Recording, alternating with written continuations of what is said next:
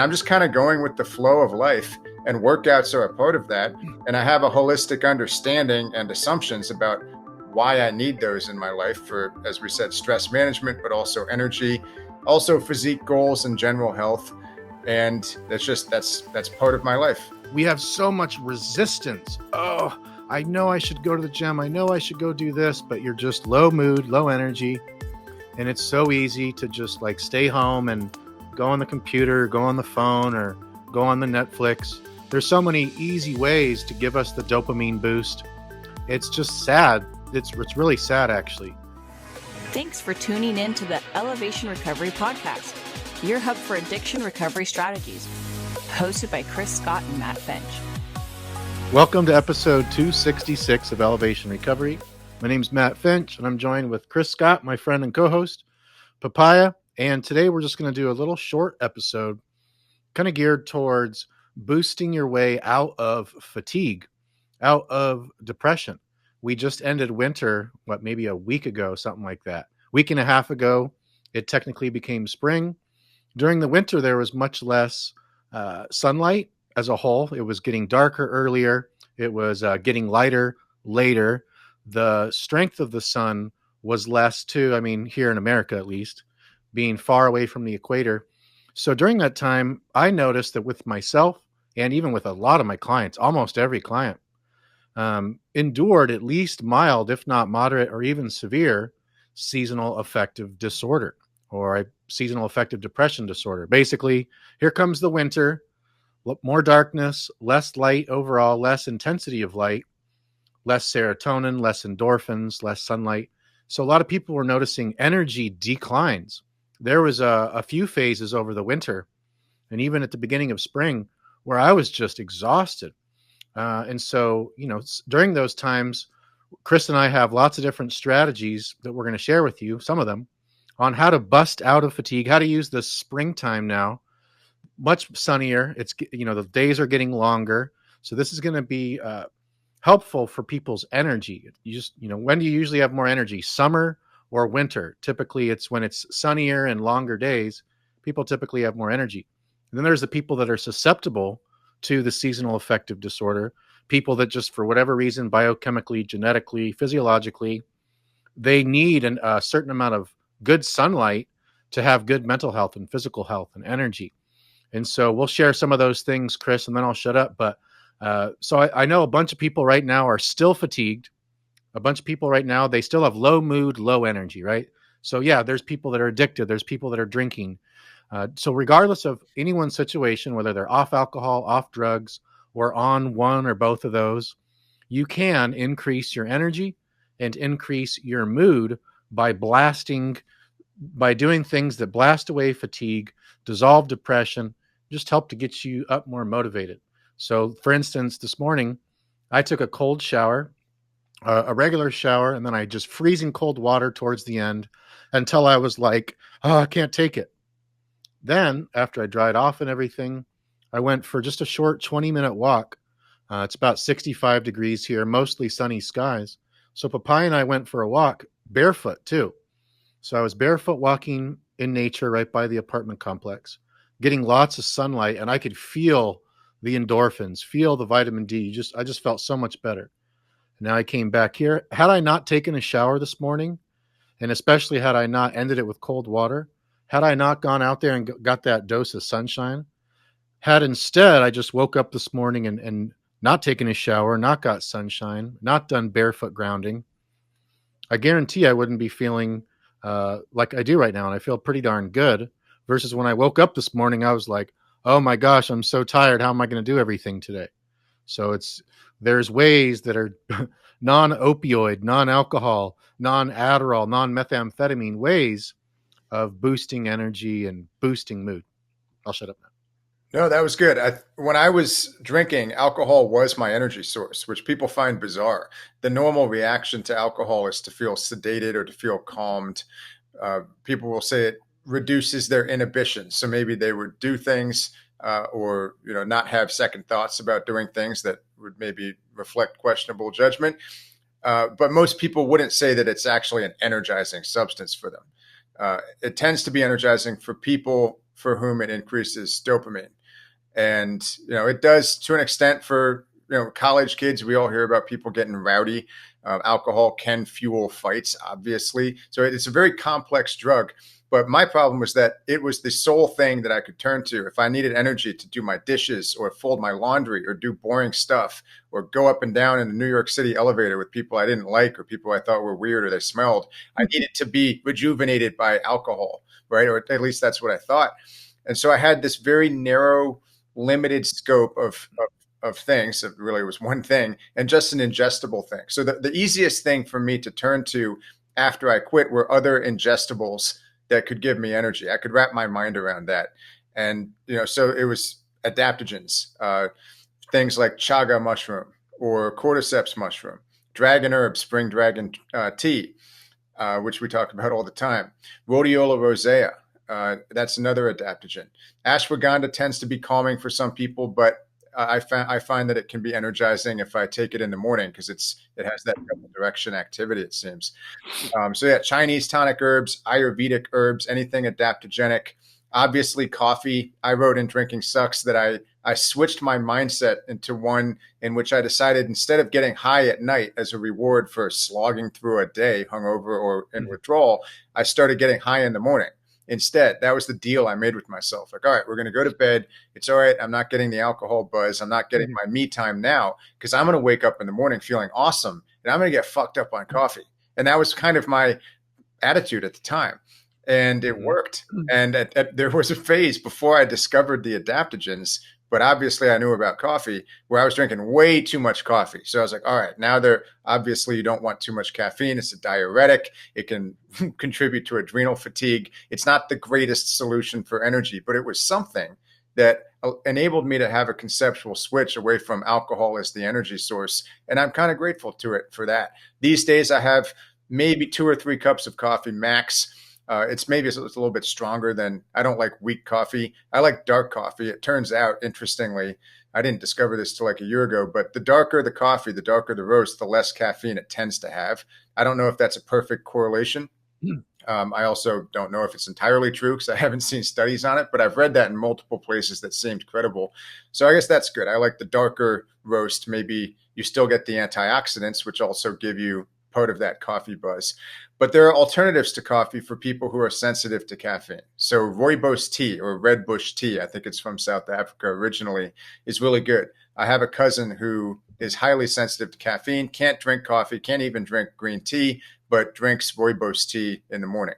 And rooibos tea is something that I've had at night because I never take any caffeine after noon because it stays in your system for a long time. I think for at least it has an 8-hour half-life or something like that. It takes a long time for it to leave. So it will keep me up if I have it after noon. But if I need to do work at night, I'll have some rooibos tea at times. Yerba mate does have some caffeine, but it also has other compounds. I think it's a great alternative. The Mate Factor dark roast is a really nice coffee alternative for people trying to cut down on coffee for energy.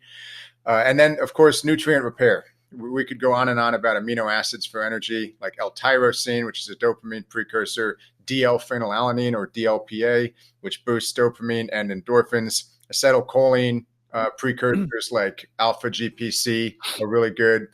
There's some newer ones like huperzine is another one, and I might not be pronouncing that correctly. And in addition to that, things like B vitamins. A lot of people are deficient in B vitamins who have been drinking or using drugs for a long time. B12 shots can sometimes feel like a second boost of life for people because B12 tends to be really deficient in people who have drank. I have a sublingual B12 that I actually like. There are a bunch of different brands. I can't recall which one this is, but you put it under the tongue. And I don't actually feel that much from it. Likely because I get plenty of B12, which is high in meat, and I'm eating a lot of like lean, grass-fed beef and such. And I should mention that in the last week, I started experimenting with a compound called NMN, which is a precursor for NAD+, and it's a brand called Verso, Verso. I have no affiliation with them. I'm just trying it out. And I felt as if I've had better energy, less of a crash, which I sometimes get, especially if I eat carbs for breakfast or lunch. And I've actually not been doing much of a breakfast lately. I'm trying to do a time restricted eating from 2 p.m. to 7 p.m., which has given me benefits for energy. But I take the NMN in the morning, typically with some fish oil and some other supplements, and it gives me subjectively and anecdotally a nice, steady, clean energy throughout the day. And I also notice that I sleep a little bit deeper. And I have the option, it feels like I have the option of going back to sleep instead of bouncing out of bed sometimes at 5 or 6 a.m. when my body will sometimes want to get going for no reason.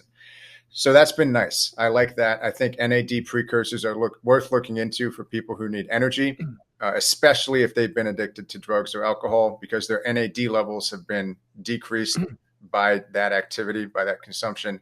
NAD, I don't want to give a long spiel on this, nor am I an expert in it, but NAD is a molecule that's in every cell in your body, and it's necessary for DNA repair. It's an anti-aging molecule for that reason, but it's also been found to be useful for detoxing people off of alcohol and drugs.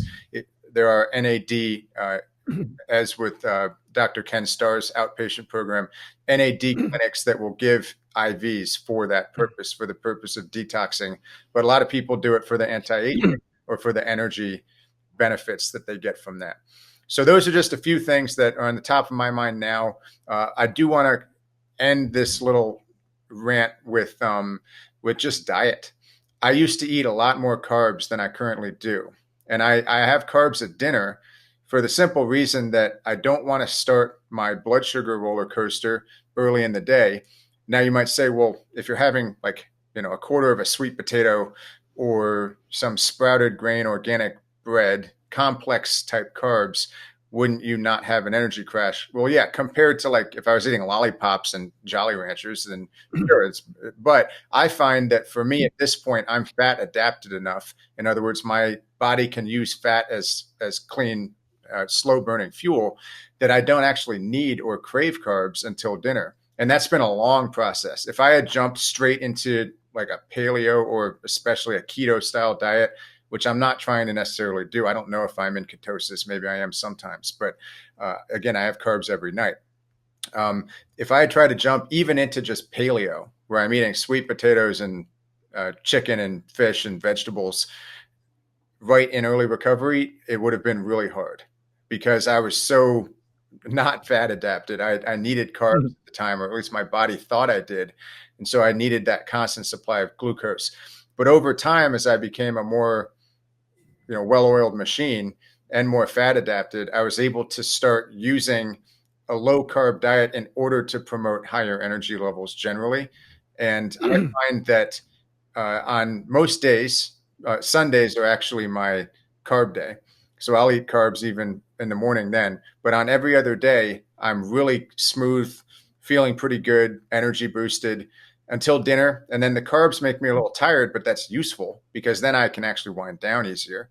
But on Sundays, I do typically feel a little bit more tired earlier in the day. Could be because it's my off day and I'm giving myself permission, power of suggestion type thing. But also I think it's because I allow myself to eat. I have a cheat meal in the morning and sometimes I'll have, an avocado smashed toast or a waffle or whatever. And that will make me a little more tired. So again, that's a tricky subject, but it's also part of the basics. You and I talk about the basics, getting enough sunshine, getting enough fresh air, doing things like hydrotherapy or just water therapy, screwing around with the temperature, hot shower, cold plunge, steam room. That kind of stuff can be so rejuvenating, can make you feel like a brand new person. So if you have access to a spa, if you have access to a gym with those things, then you can use that in combination with a diet approach and a supplement approach to figure out how to holistically maximize your energy. I love it. Those are all beautiful methods and therapies and strategies. I'll just touch on a few of the things and put my own 2 cents in there too. Regarding the food, like you're talking about, diet, nutrition, I found that for me and for, I'd say probably most people, aiming to eat as a way of energy conservation, because we have a limited amount of energy each day, and certain things that we do, think, and say even can either deplete or increase energy. So regarding diet, more alkaline foods like fruits and veggies, lemon water, that type of stuff. Protein foods, great amino acid supplements. But regarding the fillingness of it, getting your belly to, like, instead of being totally stuffed, like most of my life, I remember just eating till I was just stuffed. A lot of the time, I would just eat, and because it gives you a high. When you stuff yourself with a whole bunch of especially certain food, you get a high off of it. It's not like this healthy, natural high, but it's a food drug-induced high, basically. So nowadays, I eat about typically 1/3 to 2/3 of filling my belly. So if my belly has 3 full thirds in there.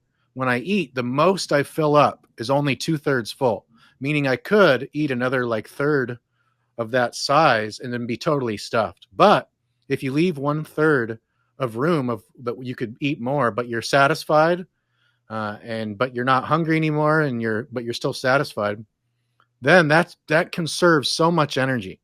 Also, the more carbs a person eats, and especially the processed carbs, the more their hunger goes up for more carbs, especially the gluten products that are like all the new hybridized wheat. Man, the more you munch on these processed hybridized gluten products, the more you get cravings and hunger pains for more of those same products.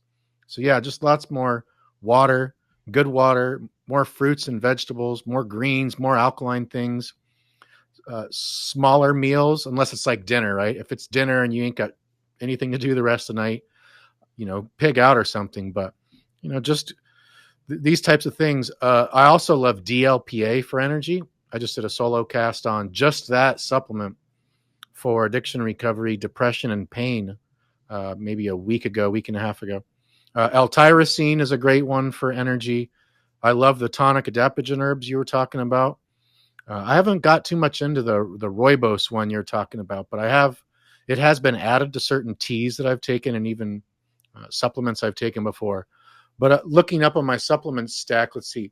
According to Dragon Herbs, the company Dragon Herbs, no affiliation, I have a product called Supreme Creation, which I think you've taken before too, Chris. And I have 2 backup bottles because that one's so important for me. The main ingredients are deer placenta, deer antler tips, Chinese red ginseng, and then like probably 10 other things, all that are like Jing tonics and Qi tonics. Basically energy, adaptability, increase your resistance to physical, mental, environmental, physiological stressors, really cool things. I also have New Zealand grass-fed beef liver, which is an adaptogen, but really high micronutrients in there. Really good ones. I have wild-caught fish eggs. I have 3 different omega-3 products. So yeah, diet's super important. Tonic adaptogen herbs. Things also like self-massage. How does that increase your mood and increase your energy? Sometimes we've got all these nerve endings and pressure points. Sometimes just this kind of self-soothing where you scratch your arms or rub on your chest. This might be getting kind of a little bit weird here, but self-rub on your feet. So give yourself a foot rub. Give yourself a hand massage. You can do this with lotions and oils, CBD bombs, pain-relieving bombs, relaxing bombs. So when I'm getting into the bath, before I submerge all the way in, one of the things I do is I just sit with my feet in the bath, and then the water's filling up, and I'm massaging, self-massage. And then once the water's high enough, then I get in. That's actually a great way to like just make your body feel safe, turn on the parasympathetic nervous system. The more time we spend in PSNS, parasympathetic nervous system activation, that's the rest and digest division of the autonomic nervous system, the ANS. So often we're just in sympathetic fight or flight. That's where chronic stress comes from, just sympathetic nervous system all day, every day. Well, the only way you're going to rest, repair your adrenals, repair your endocrine system, repair your energy is by getting into that rest and digest division, not the fight or flight division of your nervous system. So things like the baths we've been talking about, sunlight, submerging in nature. Oh man, I've been taking Papaya out with this spring weather. I've been going and taking her on nature submersion walks. We got this little slough over here, which is beautiful, small, but it's big enough to where you're pretty much submerged in nature. But the things that are easy to do, like take a 10-minute walk around the block, like, drink enough water. These are pretty easy things to do. You got some kettlebells recently. Yesterday I was lifting those, and that's easy to do, right? All these things, 10 minutes with kettlebells, 10-minute walk around the block in the sun, 10 minutes to go hydrate, 10 minutes to sit there and like close your eyes and do some breathing. These are all very easy to do, but the problem is they're all very easy not to do as well. And in fact, the way to rewire everything is to make all these types of health habits easier to do than they are not to do. So like, Chris, you're so finely tuned with exercise. It's easier for you to go do your exercise, your fitness stuff, all the different things you do, MMA, etc. It's easier for you to go up and do that than to stay home and never work out. You're just so used to it. So that's the key with all these habits of sunshine, supplement. Get them going. The initial inertia is what sucks, to get these things going. Then after you get them going with consistency and momentum, eventually you can make these habits and this kind of new lifestyle easy, automatic, unconscious for the most part. And that's where you just get that. That's when life becomes awesome, because you're done with all the hard stuff. And depending on your situation, it might take a week to get there, a month, a year, 3 years, who knows? So many people's situations are just such wide differences. Well, you mentioned a really interesting concept that I agree with, which is that on any given day, you have a finite amount of energy. And that's true. However, in the long term, you can change that finite amount of energy. So like, let's say it's this much. This is your energy level when you're addicted to alcohol or drugs or whatever. If you do all of the things or some combination of the things we just described, just holistic energy boosters, some of which are ingestible, some of which involve action, activity, and especially exercise, which I'll get to in a minute, then a few years later, your energy level is going to be like this day to day. And that's what happened to me. And I was talking to a friend on the phone the other night. We've had this conversation a number of times. He never had an issue with alcohol, but I said, does it ever seem like the exercise that you do, if you do too much exercise, it can make you tired. But once you adapt, once your body grows and changes and adapts to the energy demands that you're putting on it with intense exercise, it builds up an increased capacity for energy output. And it's almost like you have an energy reserve that gets expanded that you can then choose to expend later on different things.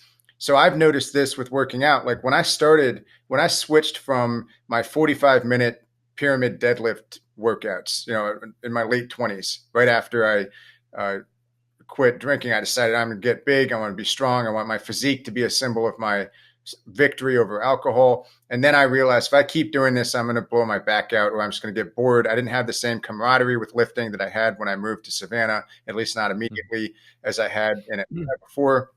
And so I joined this MMA gym. And I remember for a while I was doing like 2.5 hour workouts with just boxing, and felt like my arms were going to fall off and I was tired. I'd have to go home and take a nap afterwards. And I remember thinking like, this isn't sustainable. Am I just shortening my energy reserves? But eventually I adapted to it and I stopped getting tired. And now this is several years later, I still do those workouts, but rather than making me tired, it actually gives me a second wind. So I get up in the morning, I get a bunch of stuff done, and then I feel a little stale, the feeling like mid-morning stale feeling. And which is why I love working out in midday if I can, or around noon, which is typically my workouts are somewhere in the 11 a.m. to 2 p.m. range. I'll get a full 3 hours if I'm lucky.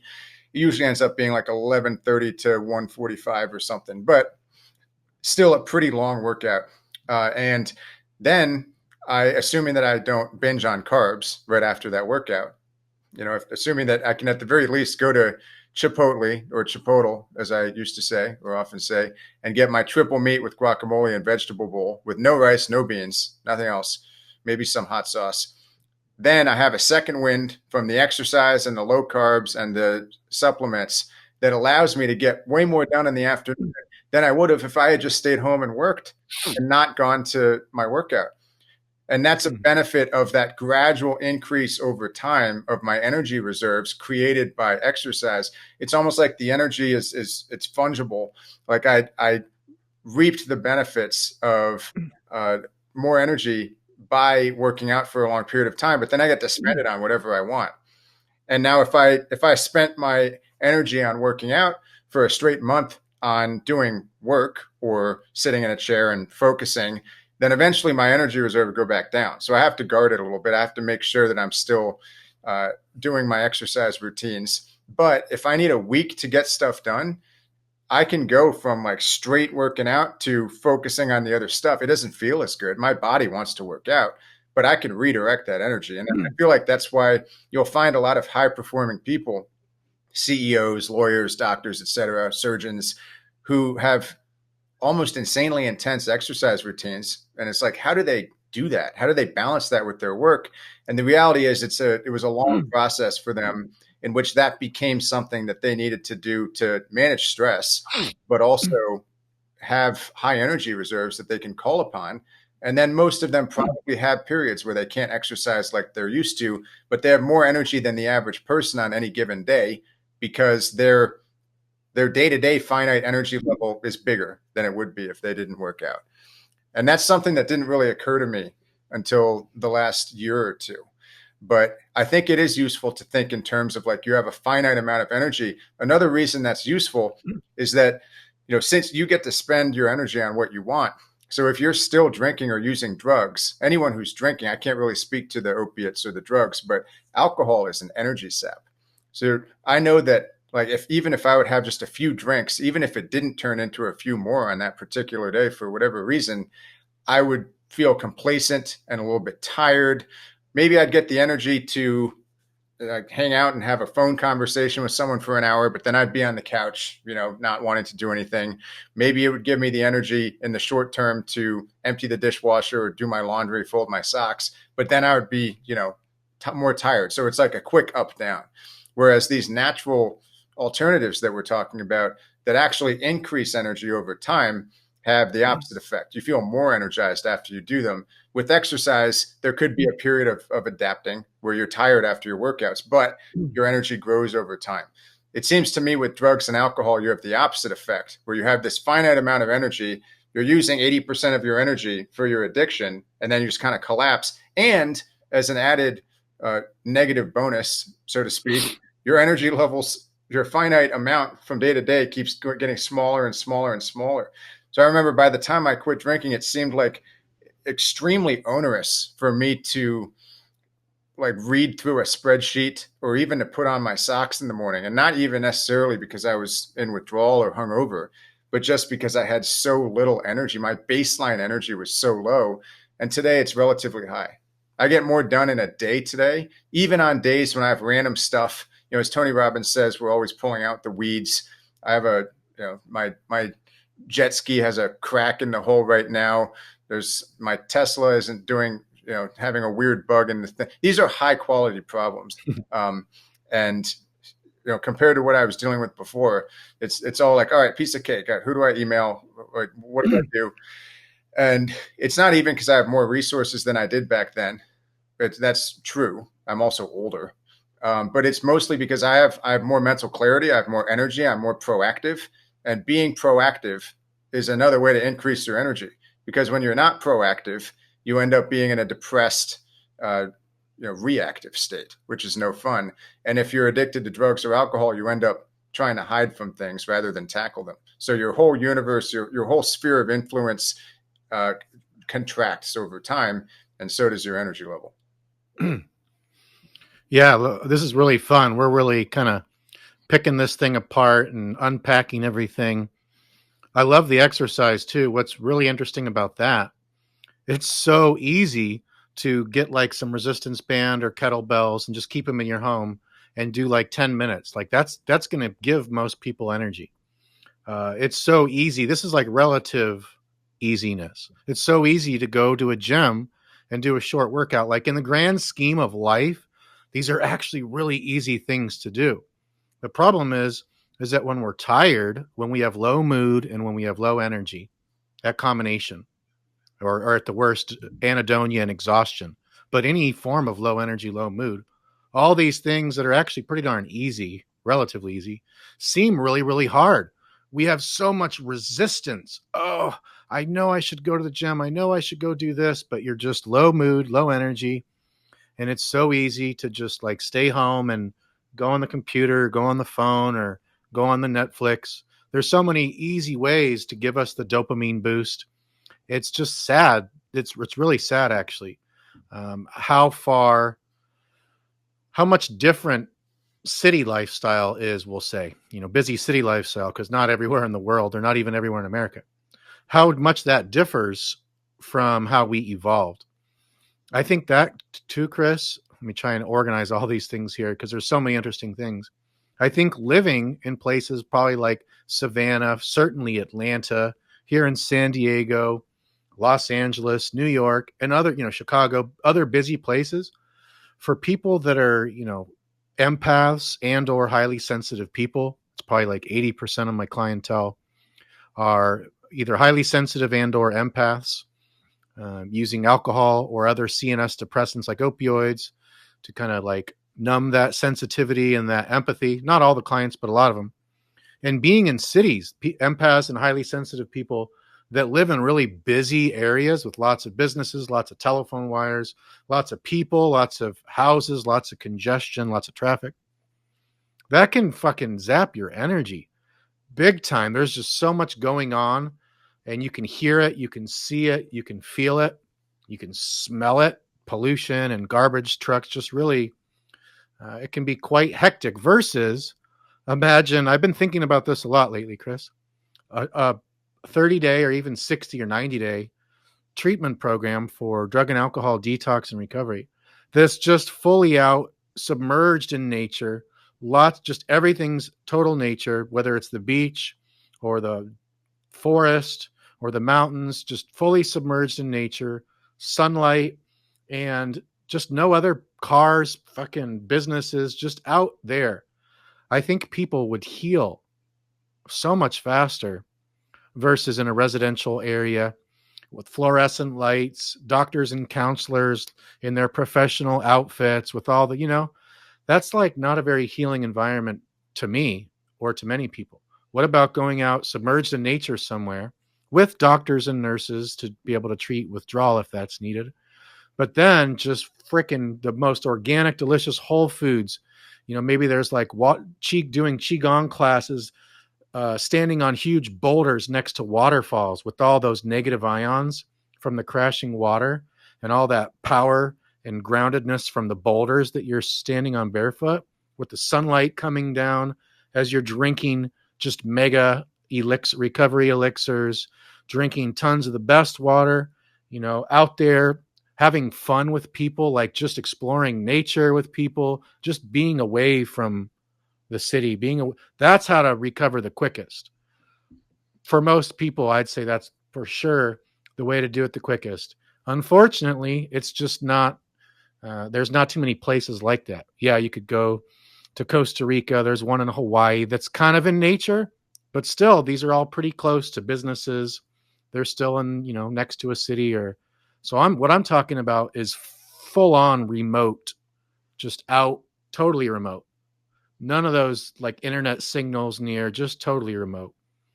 I don't know how possible that is, but I just keep getting visions of some grand property that's like a heaven. What if people that were trying to come off drugs and alcohol, what if there was no stigma at all, but nothing but compassion and empathy, as it's a medical disorder?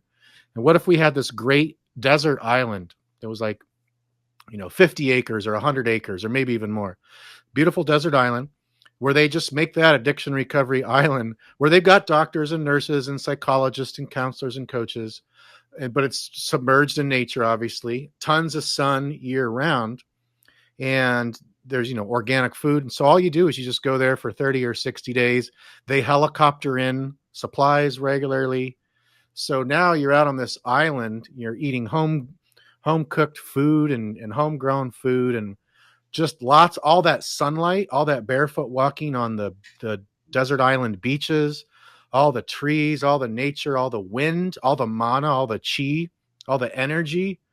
That's a healing environment. So I just keep getting visions of this, and I'm imagining somebody, maybe 2 weeks off addiction, on a desert island, like I'm talking about, and then they're on the beach, and then everyone buries them, so that you're totally buried. Your head's above the ground, but you're just totally grounded with all that sand or dirt or whatever, all the electrons, all the microorganisms just healing you. So I have a much different vision of the future than going into these medical settings, fluorescent, nasty lights, white doctor's outfits, just the whole thing's just real intimidating for people. Doesn't sound like a healing thing to go do. It's like, this sounds worse than just continuing to use drugs, Yeah, I agree. I think in combination with concrete strategies like nutrient repair or whatever medication-assisted treatment, depending on someone's individual biochemistry and the whole biopsychosocial spiritual paradigm that we talk about here, and in my course, Total Alcohol Recovery 2.0, if you combine that with what you're talking about, I think that would be the ideal. I mean, I know there are places in like Malibu or whatever that are in very pretty settings. I think that has to be helpful, but you have to have the full picture. And I think Mel Gibson went to one of those places in right? Malibu. Yeah. Well, I mean, it's hard to tell. I don't know much about that particular one, but I know from looking at websites online for rehab centers, it's hard to tell what they're paying lip service to and what they actually do. They all say customized nutritional protocol, and yet very few of them, if any, will. Well, not. That's basically, how do you want your ribeye? Yeah, right. Rare, medium rare, or well done, or whatever. Yeah, and you get. We'll customize it. How do you want this steak and asparagus served? Yeah, so there has to be like real customization for everyone with some pretty serious high level tests, and blood tests and genetic tests and psychological evaluations potentially, depending on what a person's root causes are for what their issues are, or contributing factors. I don't love the term root causes as much anymore because it implies a certain determinism, but contributing sounds too much like root canal to me, so I don't like it. Yeah, we don't want those either. No root canals in the rehab. But yeah, I was going to say, I don't know if you can see it behind me. Maybe you can a little bit. I have a truck tire that was given to me by my MMA coach. I think it's right next to the cactus. Oh, for working out. I spent like an hour scrubbing it yesterday. I got a workout scrubbing this thing. It's still wax on, wax off. Yeah, I need to make it very clean before I can bring it in here. I have some mirrors, but it's going to be my new intra workday break. So if I feel stale and I don't have MMA that day, I get on the tire and I do shadow boxing. The reason the tire is so helpful from a boxing standpoint is that it makes you not overextend. So, if you throw a punch, and if you overextend, you're going to fall off. Then that translates into you being able to strike better when you're not on the tire. We have one of our competitive fighters who won by knockout, one of my main training partners. Strike first, strike hard, no mercy, sir. Sorry, I had to, when you're talking about striking. Exactly. Yeah. That's from, sorry to cut you off, but that's from the Karate Kid show. I actually haven't watched that. Johnny LaRusso. Strike first, strike hard, no mercy. I've meant to watch that, but yeah. So this guy got really good in part because he was training for like an hour and a half on the tire, independently of everything else. I mean, he trains 6 hours a day. He wants to be a professional fighter. Regardless, fighting aside, MMA aside, this is a subjective thing that I'm going to start doing. I'm excited about doing once I can get the damn black stuff off the tire, and kind of add it to my routine to ensure higher energy levels. And one of the things that I get questions about is like, what if I don't have the energy to go to the gym? What if I don't have the energy to work out? What if I'm feeling stale? Well, that's the best time to go to the gym. And cast aside your detailed notes, especially if you're a type A OCD person like I have been. I feel I've been mellowing out, balancing out a little bit. But cast aside your detailed notes about what you expect yourself to do. Don't say it. Don't think you're a failure if you don't get all of your sets in, or if you don't run however many miles or whatever. Aim for the endorphin high. Like, the purpose of the workout could be, if you want to simplify things and increase your effectiveness at actually doing your workouts and showing up, is don't focus on the details of the workout. Showing up is a win. And also, the win that you're really there for is just to get an endorphin buzz, just get a sweat. That's why one of my mottos, or my mantras, is just a sweat a day. Get some kind of a sweat. Maybe you show up at the gym and maybe you're injured or whatever, or you really can't get an endorphin buzz from your workout, go to the steam room or the sauna, or go back and take a shower, do breathing exercises. There's always something you can do. And there's usually something to be said for getting a change of scenery and just going to the gym, seeing some people. Maybe you know people, maybe you don't, but just getting in the habit of making that your routine. And then over time it grows. So you don't need to, go from early recovery to, or even like a rut in your life, to star fitness person overnight. That's not usually how it goes. And if that had been my goal, I would have burned out a long time ago. Discipline is not what gets me to the gym. I go to the gym out of habit. I have a neural pathway that's like, all right, we need to go to the gym. There's nothing else to it. Like I have respect for people like David Goggins, but I don't look at my shoes and beat myself up for 20 minutes, calling myself a whatever for not going to the gym. I just go. And then once I'm there, I don't really have any expectations, but if I'm lifting, I'm usually there for an hour and I'm working hard. If I'm doing MMA, I try to stay for as long as I can, usually 2.5 hours, but I worked myself up to that point, and I'm just kind of going with the flow of life, and workouts are a part of that. And I have a holistic understanding and assumptions about why I need those in my life for, as we said, stress management, but also energy, also physique goals and general health. And that's part of my life. I don't really question it, and I do it. And it's not pain and sacrifice is what I'm trying to say. So if your perspective is everything is pain and sacrifice, there are some good books that you can read to kind of let you get into the flow of life.